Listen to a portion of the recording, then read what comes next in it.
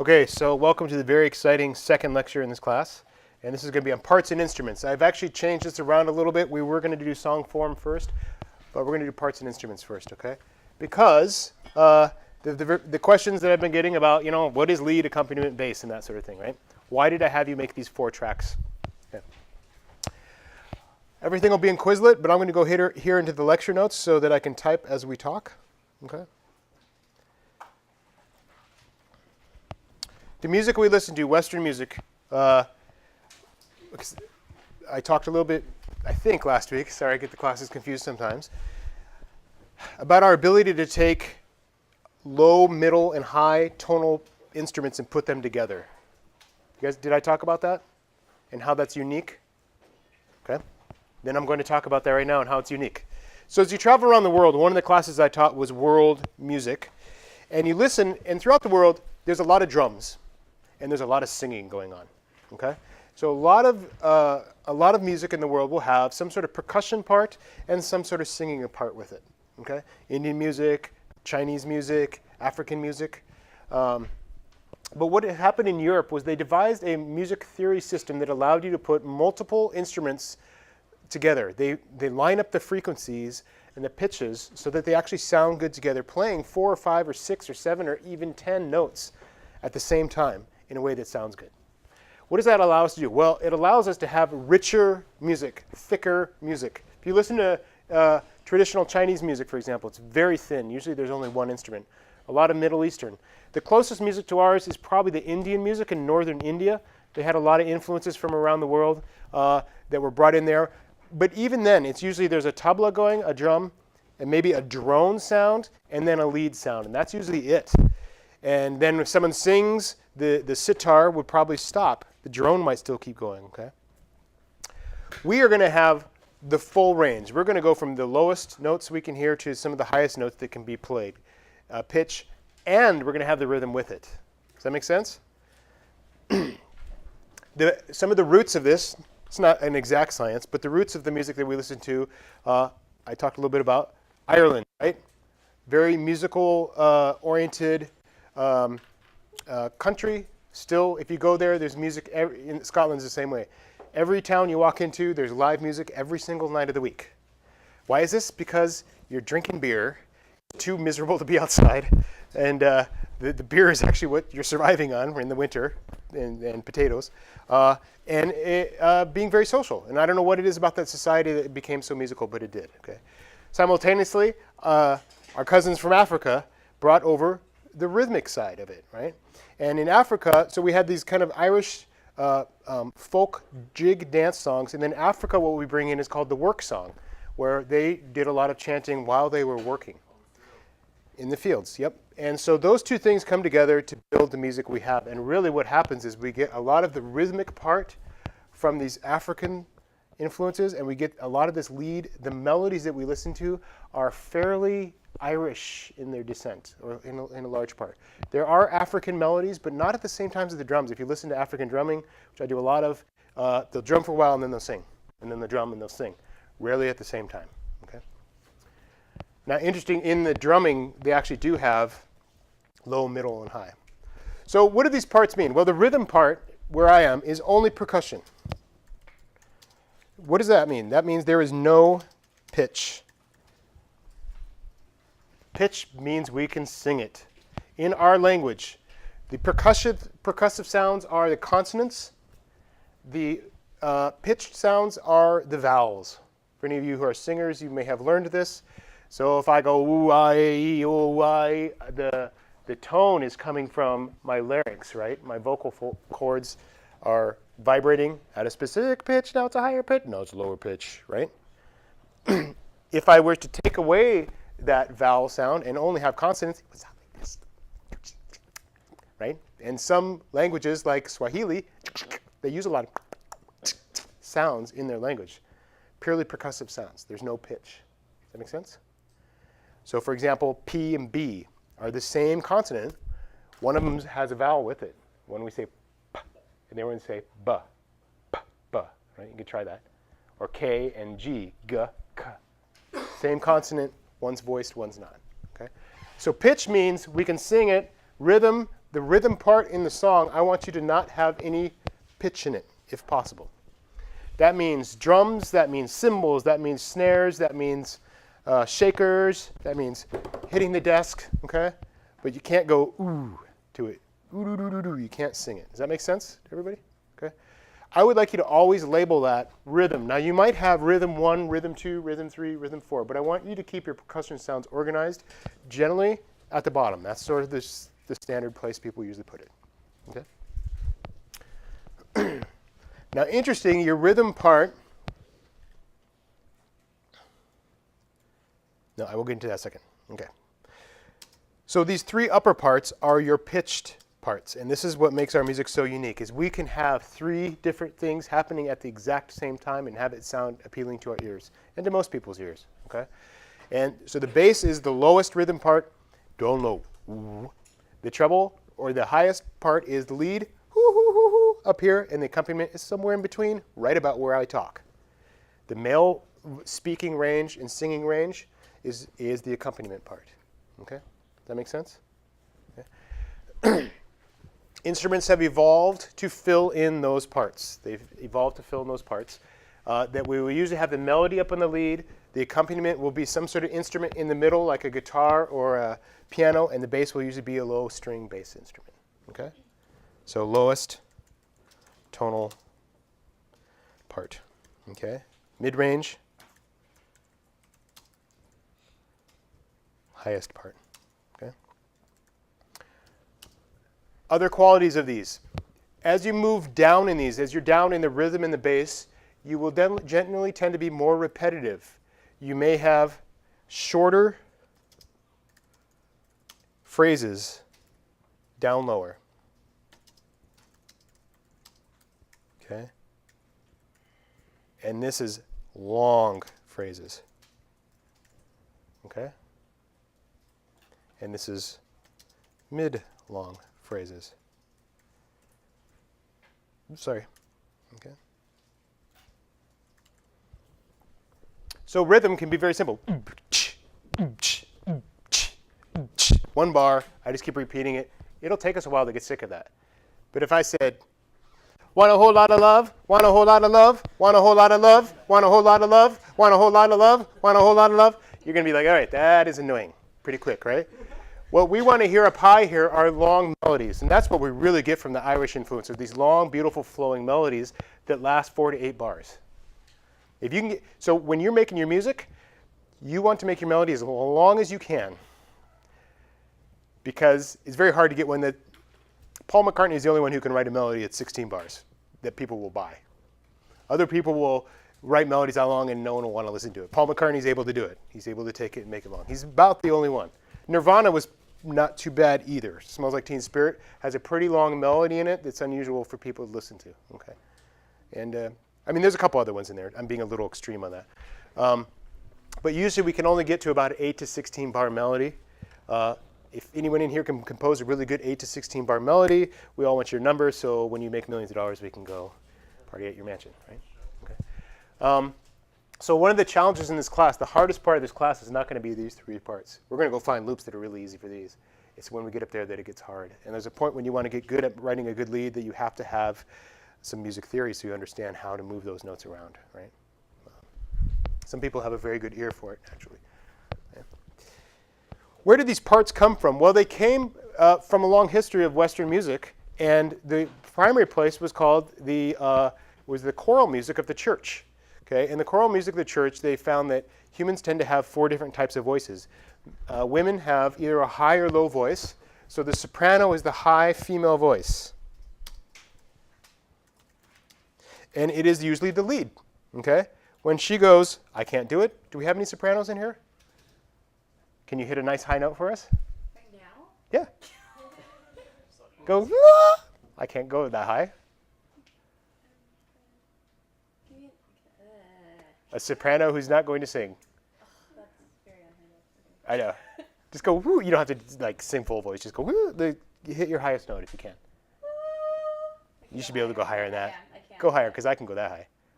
Go way up there. Go, woo.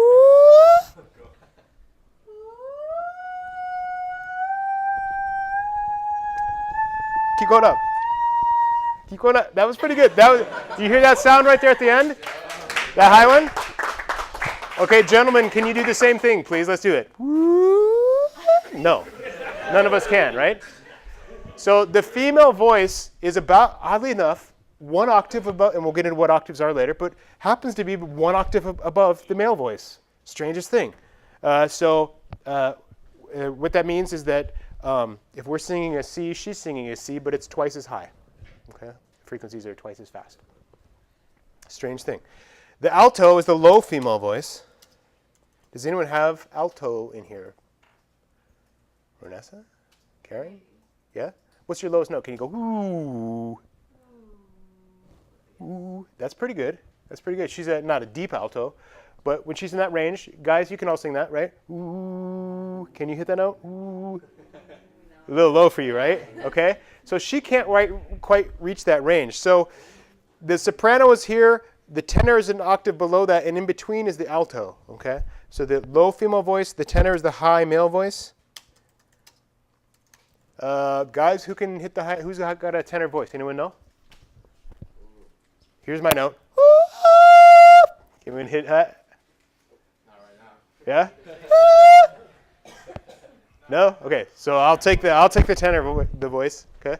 High male voice, and then the low male voice is the bass. And who can hit that for us, please? So can you go ooh down to your lowest note? That's as low as you can go. Anyone else go lower, because that's not bass. You're still in the tenor range. Go. Let's hear it. Ooh.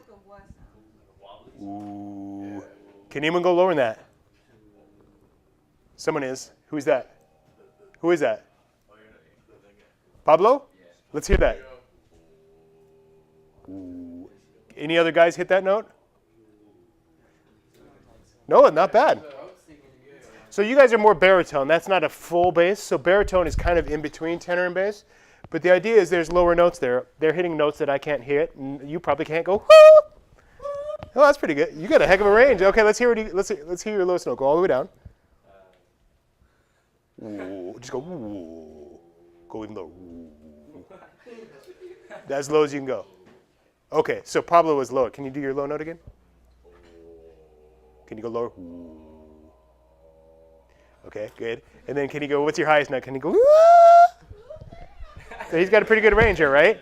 He's hitting the same high note as me, but going quite a bit lower. So different people have different ranges. Usually sopranos have the greatest range. They can be 2 or 3 octaves. Men's range, tenor especially, is usually kind of limited, about a 2-octave range. Okay. So what did that look like? Well, it looked like this in the church. And this happened for many, many, many, many, many, many, many, many, many years. I had a really good one just yesterday and now.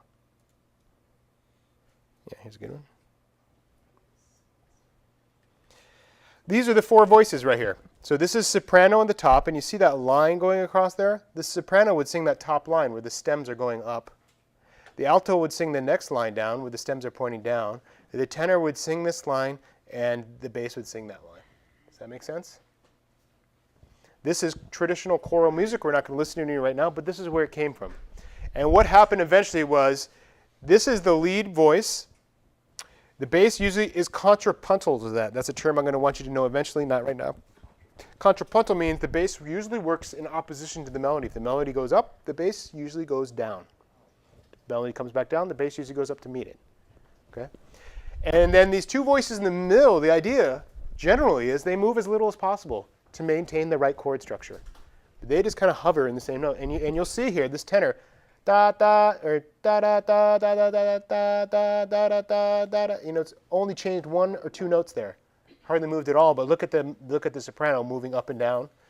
Okay, and the bass will make these big jumps. Okay, this is where it came from, right here. Okay, and what's happened now is that alto and tenor have been glommed together into polyphonic or multi-timbral. That's not the term I want to use, but we have glommed these 2 together into single instruments usually, have a homophonic, a polyhomophonic sound. What does that mean? more than one note that sounds the same. So when you strum a guitar, you get up to how many notes? 6. When you play a piano, you get up to how many notes? 10. You got 10 fingers, right? Pretty hard to make them all sound good together.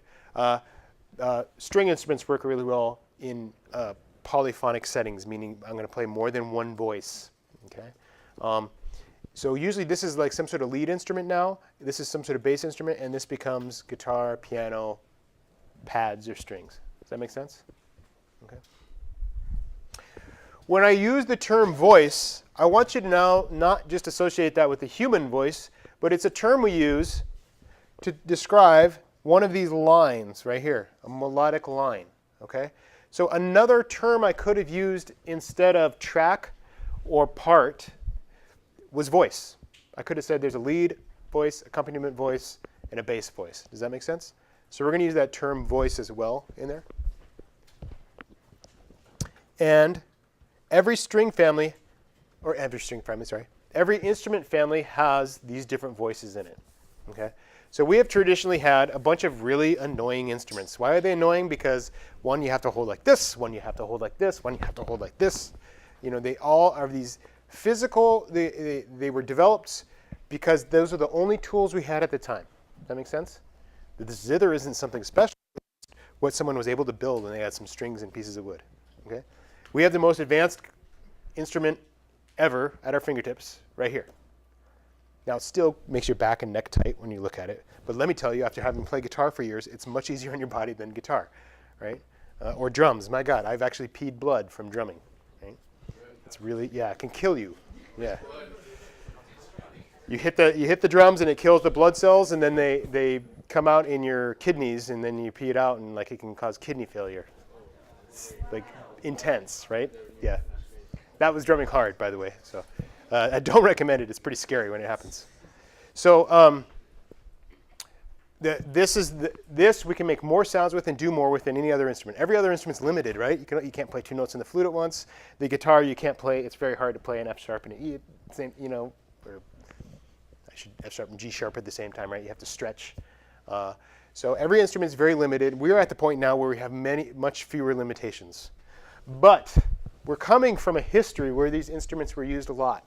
And we're coming from a history where these voices were used a lot. So we want to present to our listeners something they are familiar with. They're going to be familiar with the idea of a low, mid, and high voice. And they're going to be familiar with these sorts of sounds. Okay? Let's talk about these sort of sounds. So an instrument family means a collection of instruments that is built similarly or sound is made through them similarly. Okay? So in the string family, there are 4 main instruments in the string family, and those 4 main instruments go with the voices that we're used to. There's a soprano voice, an alto voice, a tenor voice, and a bass voice. Does anyone know the soprano voice in the string family? Not quite. Violin. Okay. Violin and the alto voice. You got it? What about the cello? What about the cello voice? And then the bass voice? It's just called bass or double bass sometimes, okay? That's the string family. When you go to the orchestra, those four types of instruments will be there. Questions on that? Okay, we're familiar with what the strings look like, right? I don't need to show pictures of that.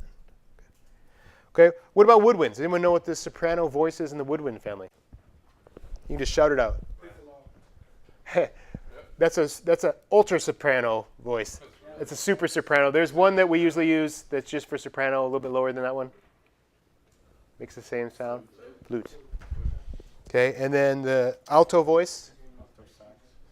No, you are in the. I will actually put the sax family in here, okay? Because it's an annoying family. Okay. Flute. What do we have in the alto voice? Nope. Nope. Clarinet is the tenor voice. Oboe. Okay. Then clarinet. What would the bass be? Does anyone know? Bassoon. Okay. Let's jump to brass real quick. Oh, sorry. How do woodwinds make their sounds? Why are we grouping these particular instruments together? You blow into them, and there's some sort of vibrating reed, like a reed on it. Okay, and that reed makes the sound. How would that be any different from trumpet? It wouldn't play trumpet. I'm going to come back. Don't let me forget sax, okay? So it wouldn't play trumpet or trombone or any of those brass instruments. So brass instrument, the vibrating reed is your lips, and you go like this. Like that. Sorry. Well, sir, you blow into it and make your lips go, and your lips are actually what's making the vibrating sound. And the trumpet is just resonating it. Does that make sense? Yeah. So, whereas so you don't need the reed. And yes, it's gross, and that's why I have now snot and spit all over me. You'll see brass players in the orchestra, they're opening their valve and blowing their spit out on the ground. And I recently started playing didgeridoo. Does anyone know what the didgeridoo is, the long pipe? And you're doing the same thing. And it's definitely not something you want to do after eating. It's really, I've like picked up other people's didgeridoos to play them, and now I'm thinking twice about it because there's a lot of spit that goes into that thing as you're going really loose with your lips. So, okay. So does anyone know the soprano voice in the brass family? Throw it out if you got it. No, not quite. French horn. So French horn or horn is the alto voice. There we go. Okay, so Louis Armstrong, right? Trumpet. Then we have French horn, or just horn, however you want to call it. And what do we have for the tenor? Trombone, sorry. And then the tuba. That make sense? Got it? Fretted instruments. Oh, we wanted to get to the sax family. Why do I have the sax family separate? Do you know why? Okay, so the sax family is combination of reed and brass. It has the reed, so you don't have to use your lips to do it, but the instrument is made of brass. So it has kind of a blend of the two sounds. It wasn't used in orchestral music very much in the past. Well, because it wasn't invented was one of the reasons. But it also, because it has those two kind of sounds to it, it's hard to get it to blend with other stuff. It's a very difficult instrument to blend in other than with itself. Okay. So saxophone, oddly enough, there's a soprano, alto, tenor, and baritone, they call it, sax. If you get a chance to hear a baritone sax, really cool. Big. I used to, when I go to school with my colleagues who would carry their baritone sax to class, and it was like bigger than them. And it was always one of my like small Japanese friends that would be carrying around this huge sax. I'm like, this is why I took a voice. Fretted. Guitar, bass. We might have some higher ones like mandolin. Okay. Ukuleles in there? Yes. Yeah, banjo. Unfortunately, okay, so what's part of the problem with that fretted family is it wasn't really developed as a family. So the banjo and the ukulele and the mandolin kind of end up in the same place tonically, right? So we have guitar. So I'm just going to put these down for now because we're kind of talking about their relationship to voices. Does that make sense? Keyboards. You press notes on there, right? Yeah, piano, right? Does anyone know what piano means in Italiano? Soft, quiet. Does anyone know what forte means? Loud. Do you know what the piano used to be called? Pianoforte. Does anyone know why it was called that? Because it could play soft and loud. What was being played before that couldn't be played soft and loud? Does anyone know? Harpsichord. Okay. So if you listen to Baroque music back in the day when Vivaldi and Bach were playing, you'll notice that the music is almost always the same level.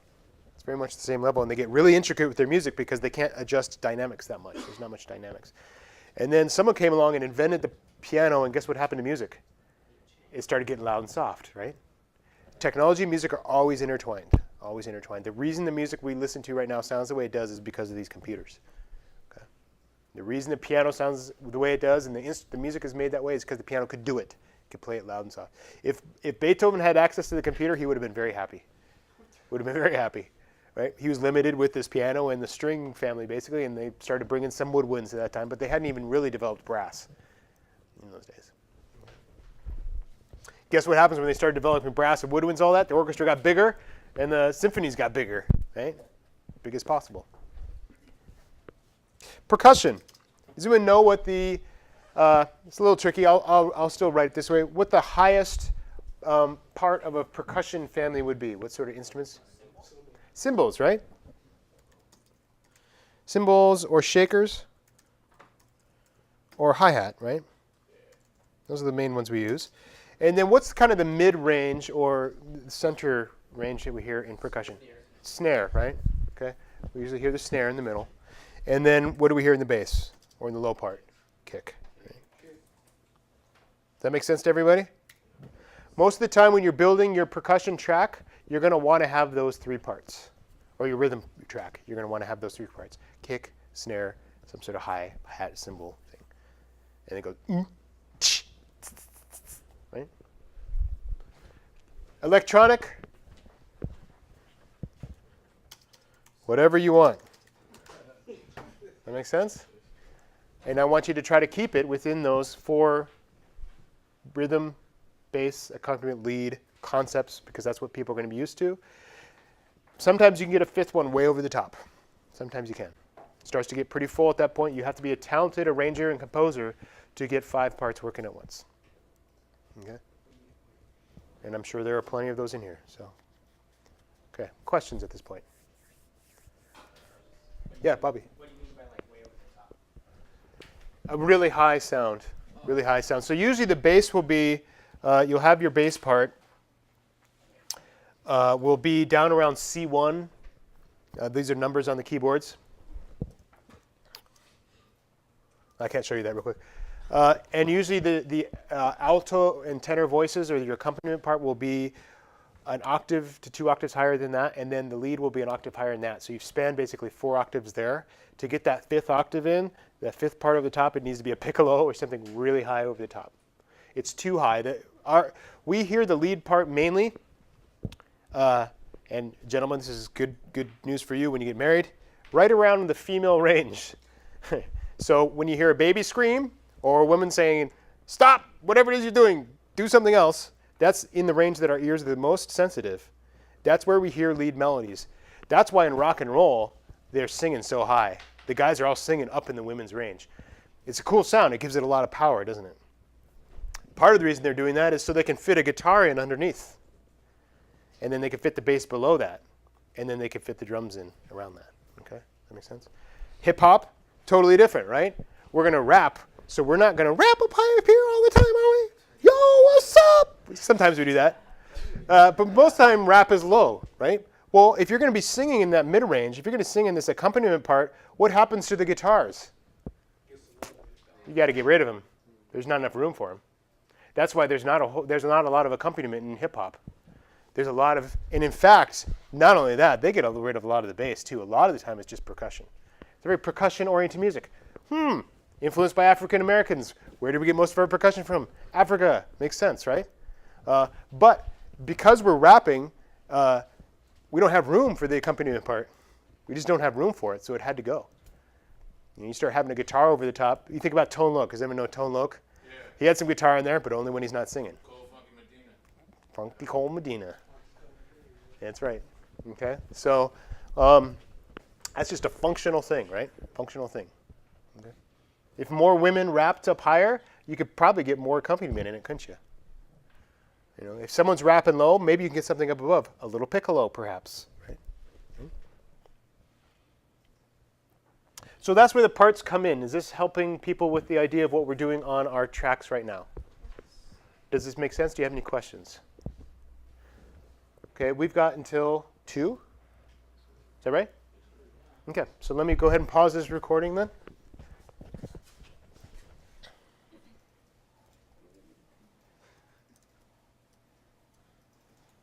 Let's see.